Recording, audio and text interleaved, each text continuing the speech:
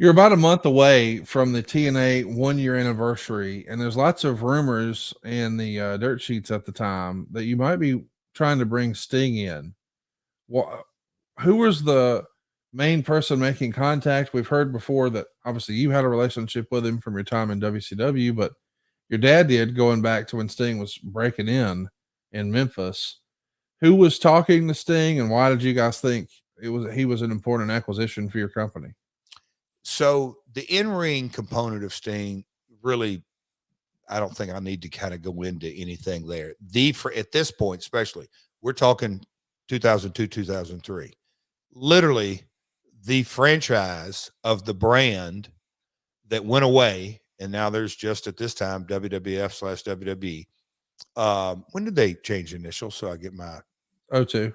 okay. So we're right in the middle of it. Yeah. May Uh, have been. um, Sting is the face, the franchise of the brand that went away, and we're the alternative. And so, yes, we wanted him a part of the company. We knew from a creative standpoint, you didn't want Sting every week. He didn't want to be there every week, but you wanted him part of the brand because these are the early days of, I mean, from a concept to getting our first deal sold in India, selling international content.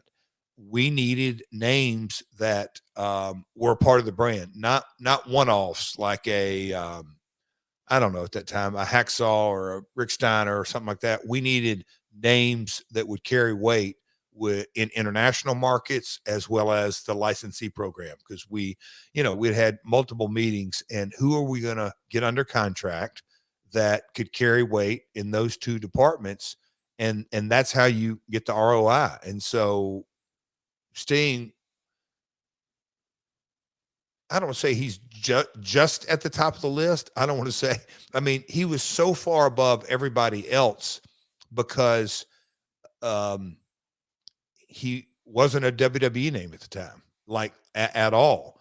And that carried a lot of weight that, if you have an alternative or an option to buy something, you don't want to buy WWE because you can't buy WWE. If you're going to buy it, you're going to buy it from them. So he was a huge focal point for us to get. And I had those conversations with Dixie and Bob and Janice, just kind of laying that out that we're not really bringing him on board just for the Wednesday night. We wanted to figure out how can we craft a deal that's worth it to him, but we can afford.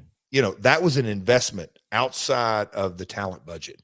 And so, I started conversations with him, and at the time he wasn't really in a place that he didn't really know. I don't want to say he shot me. He didn't ever shoot me straight down. He just not yet, not this, not that. But I think whatever the scenario was, 1 year anniversary or this special angle and how we got into it, he was always receptive. It's kind of amazing our relationship today after all we've been through. And man, it goes back.